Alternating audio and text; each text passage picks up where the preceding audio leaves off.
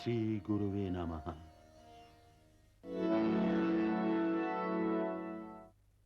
ॐ ऐं ह्रीं क्लीं चामुण्डाय विद्ये। ॐ ऐं ह्रीं क्लीं चामुण्डाय विद्ये। ॐ ऐं ह्रीं क्लीं चामुण्डाय विद्ये। ॐ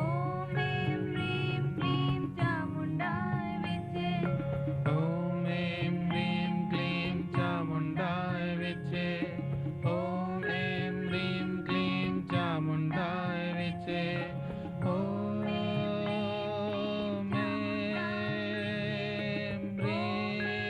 ऐं ह्रीं क्लीं चामुण्डाय विद्ये। ॐ ऐं ह्रीं क्लीं चामुण्डाय विद्ये। ॐ चामुण्डाय विद्ये। नमस्कार, जय माता दी। आज तीसरी नवरात्रि है, तृतीया नवरात्रि। और जैसे पहले 3 दिन माँ के माने जाते हैं कि महाकाली जी के दिन हैं, दूसरे 3 दिन माने जाते हैं माँ लक्ष्मी के दिन हैं, और तीसरे माने जाते हैं कि माँ सरस्वती जी के 3 दिन हैं। पर नवरात्रि दिनों के हिसाब से नहीं होती है, जो घड़ियों पलों के हिसाब से होती है। कभी 7 दिन मिलते हैं तो कभी 8 दिन मिलते हैं, और दिन की भी दोस्तों अपनी लीला है। आप देखो, जैसे जो यमलोक है तो उसमें 15 दिन का, जो हमारे 15 दिन रात हैं, तो वो समझिए उनका एक दिन होता है। तो जो हमारे 15 रात्रि हैं वो उनकी एक रात्रि होती है। इस लोक में हमारा जो दिन रात है 24 आवर के होते हैं। अभी श्राद्ध की जो समाप्ति हुई है, श्राद्ध समाप्त हुए हैं, तो समझ लो पितरों को एक दिन के लिए जमलोक से छुट्टी मिलती है कि आप सभी जगह घूम करके आओ, देख करके आओ। जब पितृलोक आते हैं तो हम पितृलोकों का आवाहन करते हैं, उनके नाम पे दान करते हैं, उनके नाम पे श्राद्ध करते हैं, तो वो प्रसन्न होकर हमें आशीर्वाद दे के जाते हैं। श्राद्ध शब्द जो है वो श्रद्धा से बना है। अगर आपकी पितरों में श्रद्धा है तो आपका श्राद्ध पूर्ण है। इसी तरह आप पितर जो हैं वो ही हमें सब कुछ प्रदान करते हैं, ऐश्वर्या प्रदान करते हैं, संतान प्रदान करते हैं। और जैसे ही पितरों का आशीर्वाद मिला, उनकी समाप्ति हुई और तुरंत फिर नवरात्रि शुरू हो जाती है। तो नवरात्रि का जो कभी कभी एक नवरात्रि को 20 घंटे मिलते हैं, किसी को 22 घंटे मिलते हैं। तो आज के हिसाब से जो तीसरा नवरात्रा है, तीसरी नवरात्रि है, तीसरा दिन है, तो उसमें लक्ष्मी जी को मिल गया। तो आप लक्ष्मी जी के लिए अलग अलग प्रयोग कर सकते हैं। जैसे अगर विशिष्ट साधना में जाना है, आपको कोई विशिष्ट संकल्प करना है, आपको लक्ष्मी जी की प्राप्ति के लिए, जो लोग ज़्यादा साधना में जाना चाहते हैं, तो श्री यंत्र की स्थापना के लिए, श्री कुबेर यंत्र की स्थापना के लिए, कनकधारा यंत्र की स्थापना के लिए, उनकी प्राण प्रतिष्ठा के लिए शुभ संकल्प है। इस दिन आप संकल्प ले सकते हैं। तो इस संकल्प की जो पूर्ण होती है वो दिवाली के पश्चात पड़ती है। बहुत लोगों ने घरों में यंत्र रखे हुए हैं और उनको पता भी नहीं है कि यंत्रों की विधि कैसे करनी है, पूजा कैसे करनी है, उनका लाभ कैसे लेना है। आपके घर में सब कुछ है पर आप चलाना ही नहीं जानते उस शक्ति को, तो कैसे फल मिलेगा। यंत्र दोस्तों देवता का निवास स्थान है। यंत्र देवता के परिवार समूह का निवास स्थान है। और यंत्र में जितने भी केंद्र बिंदु त्रिकोण बने हुए हैं वो सब अलग अलग शक्तियों का पुंज है। जैसे जैसे यंत्र की स्थापना हो जाती है, उसकी प्राण प्रतिष्ठा हो जाती है, वैसे वैसे ही यंत्र से जो रेजेज निकलती हैं, जो किरणें निकलती हैं, वो आपको, आपके कार्यस्थल को, आपके बिजनेस को प्रभावित करने लगती हैं। उसके प्रभाव से आपके जो कार्य क्षेत्र है उसमें एक अलग तरह की चमक आ जाती है। जो व्यक्ति आपसे मिलता है, कार्य संबंधी आपसे मीटिंग करता है, जहाँ उस संस्थान में, आपके दुकान पे, आपके स्टोर पे, आपके मोटर पे, आपके होटल पे कोई व्यक्ति आता है, उसको एक अलग बात ही महसूस होती है। इसके लिए कुछ लोग पूछते हैं कि यंत्र की स्थापना घर में करें या कार्यस्थल में करें। अगर आपके कार्य का स्थान एक है तो फिर आप घर में ही करें, एक से ज़्यादा हैं तो फिर सभी जगह पे करें। जैसे आपने एक बार यंत्र की प्राण प्रतिष्ठा कर ली, स्थापना कर ली, 3 साल बाद, 5 साल बाद पुनः उसकी प्राण प्रतिष्ठा करनी चाहिए, पुनः उसकी पूजा करनी चाहिए। आप देखिए कि यंत्र ऊर्जा है, शक्ति का पुंज है। जो लाइट है, लाइट चल रही है, तो आपको कहूँ मैं कि आप लाइट को कैसे इकट्ठा करोगे, इस बिजली की शक्ति को कैसे आप इकट्ठा रख पाओगे? कोई साधन नहीं है। अगर लाइट बंद हो गई तो जो शक्ति आ रही है ये भी बंद हो गई। आप मंत्रों की शक्ति को कैसे ग्रहण करके रखें? आपने किसी सिद्ध पुरुष से, किसी आध्यात्मिक पुरुष से इसकी जो स्थापना की है यंत्र की, उसने शक्ति दे दी, इसमें मंत्र के द्वारा मिली, कर्मकांड से मिली, तो शक्ति को रखा कैसे जाए? जैसे बिजली की एनर्जी है, कैसे रखा जाए? कोई साधन नहीं है दोस्तों। पर फिर भी जो बैटरी है, जो सेल हैं आप डालते हो, जो बैटरी है वो शक्ति को एकाग्र करके रखती है। उसमें आप सेल फोन में, मोबाइल फ़ोन में बैटरी डाल देते हो, फ़ोन चलने लगता है, तो चलते चलते बैटरी ख़त्म हो गई, फ़ोन डेड हो गया। तो ऐसे ही आपकी यंत्र की स्थापना कर दी और शक्ति चली गई तो यंत्र भी डेड हो गया। तो ऐसा नहीं करना है। आपको प्रतिदिन यंत्र भगवान की पूजा करनी है। अगर आप पूजा करते रहेंगे तो यंत्र की शक्ति रिचार्ज होती रहेगी। इससे आप आसानी से समझ गए होंगे कि यंत्र कितने शक्तिशाली हैं। और आज आपको 2-3 आसान प्रयोग लक्ष्मी जी के बता रहा हूँ। अगर आपको किसी यंत्र की विधि के बारे जानना है, स्थापना के बारे जानना है, तो आप संपर्क कर सकते हैं, जहाँ अपने किसी गुरुजनों से संपर्क कर सकते हैं। आज का दिन बहुत दिनों के बाद वापस आएगा, ऐसा नहीं कि नहीं आएगा। अगर आप सिंपल साधना करना चाहते हैं तो ये जो लक्ष्मी जी का मंत्र मैं अक्सर बताया करता हूँ, ॐ आं ग्रीं क्रों ऐं श्रीं क्लीं ग्लूं सौं रं वं श्रीं ॐ ग्रीं श्रीं नमः।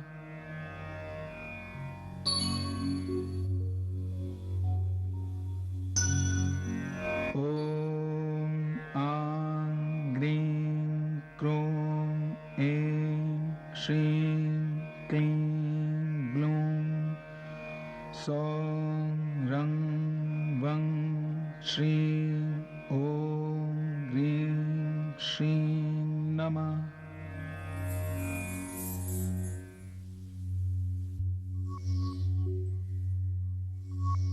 उस मंत्र को अनार की कलम से और केसर की इंक से 21 बार लिखना चाहिए। पर अगर अनार की कलम आपको ना उपलब्ध होए तो कोई भी कलम ले लें, उसको केसर की स्याही से लिखें, थोड़ा उसमें कपूर डाल लें, केसर डाल लें, चंदन डाल लें। अष्टगंध बन सकता है तो बहुत अच्छी बात है, नहीं तो ऐसा देश काल के मुताबिक जैसा भी हो सके करें। उस मंत्र को लिख करके माँ के चरणों में रख दें और 5 दिए घी के जलाएं, 31 तंतु के। और जो मध्या चरित्र है श्री दुर्गा सप्तशती का, उसके 5 पाठ करें। और दूसरा मंत्र जो लक्ष्मी जी का है, ओम श्रीम ह्रीम श्रीम, इस मंत्र का जाप करें। कुछ लोगों के लिए ये बात बनती नहीं, कईयों की ग्रह स्थिति, कुल परंपरा, कुल देवी देवता, उनकी ओरा, उनके लिए कुबेर यंत्र जी की पूजा अच्छी मानी जाती है।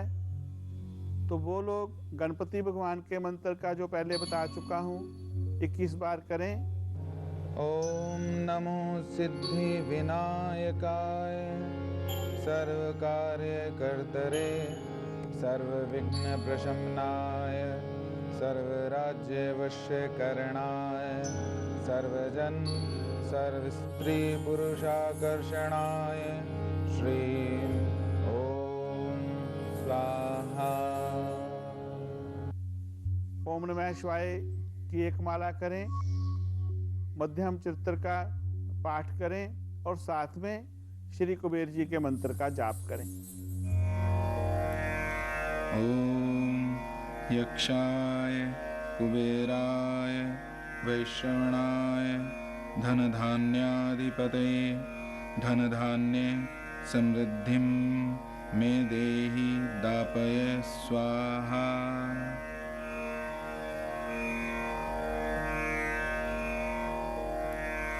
ओम यक्षाय कुबेराय वैश्रवणाय धन धान्याधिपतये धन धान्य समृद्धिं मे देहि दापय स्वाहा।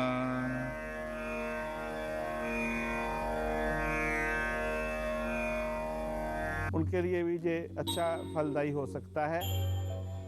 और कुजिका स्तोत्र का पाठ करना ना भूलें और साथ में ही आप जो क्षमा प्रार्थना करें। इस क्रम को आप विजयादशमी तक जारी रखें और विजयादशमी के पश्चात हवन करके कन्या पूजन करके नवमी को भी कर सकते हैं। नवमी को कन्या पूजन करके बाद में इस क्रम को नहीं तोड़ें। जैसे कुबेर जी के मंत्र का जाप करना है उसको भी करें और दुर्गा सप्तशती के जो मध्यम चरित्र का पाठ है उसको भी करें। तो इस क्रम को दिवाली तक इसी तरह जारी रखें। आप देखेंगे दरिद्रता भी दूर भाग गई, धन की बरकत भी होने लगी। जैसे ही जब बरकत होने लग गई, इस बरकत को डेड नहीं होने देना। इसकी बैटरी को, इसकी शक्ति को रिचार्ज करते रहना। रिचार्ज का मतलब कि रोज मंत्र जाप करते रहना, रोज यंत्र की पूजा करते रहना, रोज दिया जलाना, रोज ध्यान करना, रोज प्रार्थना करना। नवरात्रि शुरुआत है। ये नवरात्रि आपके कष्टों का एंड है और सुखों की शुरुआत है। शुरुआत आपने कर ली, बस शुरुआत ही रहे, इसका एंड नहीं आने देना, कष्ट नहीं आने पाए। मैं प्रयोग आपको दे रहा हूँ। ये ऐसा प्रयोग है जिससे लक्ष्मी जी भी प्रसन्न होंगी और आपके शत्रुओं का भी विनाश होगा। चाहे वो शत्रु सूक्ष्म रूप से हैं या स्थूल रूप से, उनको सद्बुद्धि मिल जाएगी, मित्र भी बन जाएंगे, नहीं तो विनाश को प्राप्त होंगे। तो लक्ष्मी जी तो आपके अंग संग बनी ही रहेंगी।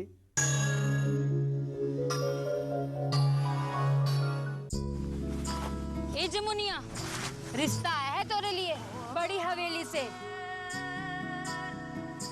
राजा जी के महल से।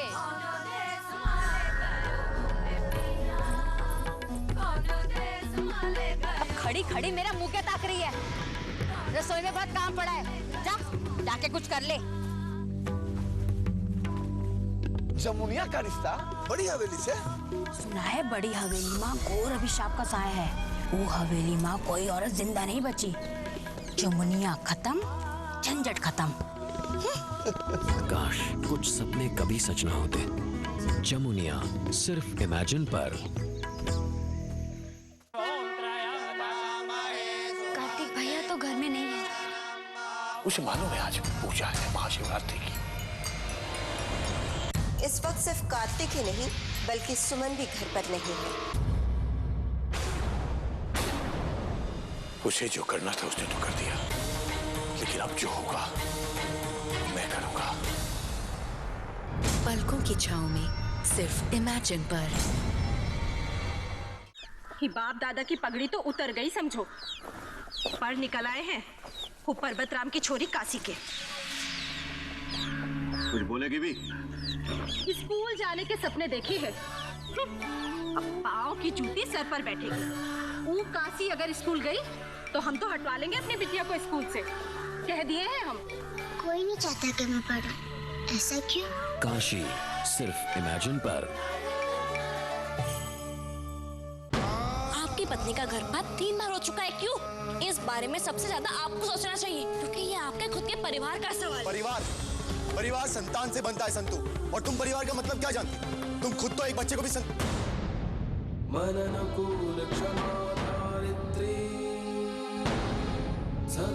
बंदनी सिर्फ इमेजिन पर। Is presented by New York Life, the company you keep, in association with Hope Medical Institute. Study medicine in European medical schools. Call HMI.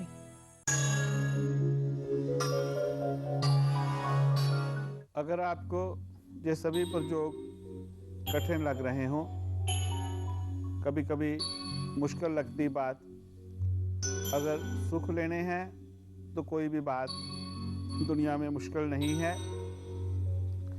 कभी कभी ऐसा भी हो जाता है कि आपके सभी कार्य प्रतिकूल हो रहे हैं, कहीं नज़र दोष से, कहीं जेलसी वश जो रेजेस निकलती हैं इंसान से, तो वो रेजेस कभी कभी बहुत नुकसान कर देती हैं।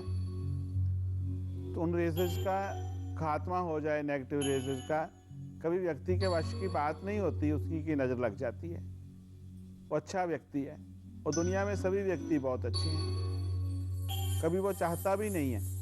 कभी माँ की बच्चे को नज़र लग जाती है, माँ तो नहीं चाहती नज़र लगे। तो ऐसे ही कभी कभी दोस्तों आप घर में मूर्ति की स्थापना प्रतिष्ठा करते हैं, घर में खेती लगाते हैं, ज्वारा लगाते हैं, कलश की स्थापना करते हैं, मंदिर सज गया, फिर भी मंदिर का एक आभा मंडल नहीं बन रहा, मंदिर की ओरा नहीं बन रही, तो इसके लिए क्या करें? ऐसी स्थितियां आती हैं कि आप 10 दिन पहले मंदिर में बैठे थे तो बहुत आनंद आ रहा था, तो आज क्या हो गया? तो जहाँ पे दोस्तों दिया जलता है, माँ का नवरात्रि के दिए जलते हैं, तो वहाँ पे कभी कभी बहनें अपवित्र अवस्था में चली जाती हैं। मैंने बहुत बार ये बात कही है कि बिल्कुल दिया नहीं जलाएं, और जहाँ दिया जलता है वहाँ जाएं भी नहीं, पर आप अपना मंत्र जाप नहीं छोड़ें, अपना मंत्र जाप जारी रखें। अगर अकेली माँ काली की मूर्ति की स्थापना है तो कोई बात नहीं, आप चली जाएं। माँ बगलामुखी जी की स्थापना है तो कोई बात नहीं, आप चली जाएं। माँ तारा की स्थापना है अकेली तो कोई बात नहीं, चली जाएं। अगर साथ में भगवान गणपति जी की है, शंकर भगवान की है, विष्णु जी की है, दूसरे देवताओं की है, तो फिर नहीं जाना चाहिए। अगर चली जाएंगी तो फिर वहाँ का आभा मंडल बिगड़ जाएगा। तो साभा मंडल को फिर दोबारा मंत्र जाप से, फूलों से, इत्र से, प्रार्थना से ठीक करना होगा। तो उसको ठीक कर लें। माँ को जो वस्त्र चढ़ाए हुए हैं नए चढ़ा दें। जो श्रृंगार माँ का किया गया है, श्रृंगार वाले जो भी आभूषण हो माँ के, उनको पंचामृत से, जल से, गंगा जल से धो करके पुनः पहना दें। तो फिर जिस स्थिति से आप मुक्त हो जाएंगे। तो आपको ज़्यादा लगा ये प्रयोग तो आप निवारण मंत्र का अकेले का ही जाप करें, ओम ऐं ह्रीं क्लीं चामुंडाय विच्चाय। ओम ऐं ह्रीं क्लीं चामुंडाय विच्चे। ओम ऐं ह्रीं क्लीं चामुंडाय विच्चे। ये बीज मंत्र है। ऐं ह्रीं क्लीं माँ सरस्वती, माँ काली, माँ वैष्णो।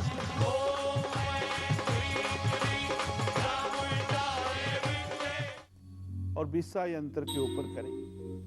बिस्सा यंत्र चांदी पे बनवा सकते हैं, तांबे पे बनवा सकते हैं, सोने पे बनवा सकते हैं। और इसी मंत्र का प्रयोग पंचदिशा यंत्र के ऊपर भी किया जा सकता है। दोनों में जो आपको ठीक लगे उसका प्रयोग करें, पर पंचदिशा रुकावटों को खोलने में मदद करेगा और बिस्सा धन प्राप्ति में मदद करेगा। दोनों इकट्ठे नहीं प्रयोग कर सकते दोस्तों, एक बात का ध्यान रखें। अगर दोनों इकट्ठे करेंगे तो कोई भी प्रयोग सफल नहीं होगा। मंत्र दोनों के लिए एक प्रयुक्त हो सकता है, लक्ष्मी जी का मंत्र भी प्रयुक्त हो सकता है, पर दोनों का इकट्ठे प्रयोग नहीं करें।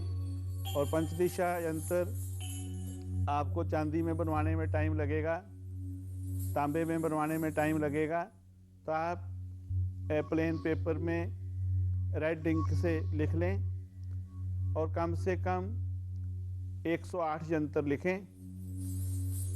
108 यंत्र में एक यंत्र जो है पूजा में रख लें। बाकी के जो यंत्र हैं उनको जब वक्त मिले गंगा जी में डाल दें, नदी में डाल दें, कहीं चलते हुए पानी में डाल दें, साथ में मछलियों को थोड़ा आटा डाल दें। बहुत लंबा प्रयोग है, पर आपको सीधा आसान सा रास्ता बता रहा हूँ। इसको भी कर लेंगे तो इससे आपको बहुत फर्क पड़ेगा। पर जो भी इस मंत्र का, इस यंत्र का प्रयोग करें, उनको फिश नहीं खानी चाहिए। अगर फिश खाएंगे तो इसका पूर्ण रूप से आपको फल नहीं मिल पाएगा। तो फिर हाजिर होता हूँ कल, बात करते हैं इसी के बारे। जय माता दी। ओम ऐं ह्रीं क्लीं चामुंडाय विच्चे। ओम ऐं ह्रीं क्लीं चामुंडाय विच्चे। ओम ऐं ह्रीं क्लीं चामुंडाय विच्चे। ओम ऐं ह्रीं क्लीं चामुंडाय विच्चे। इंसान के मरने के तो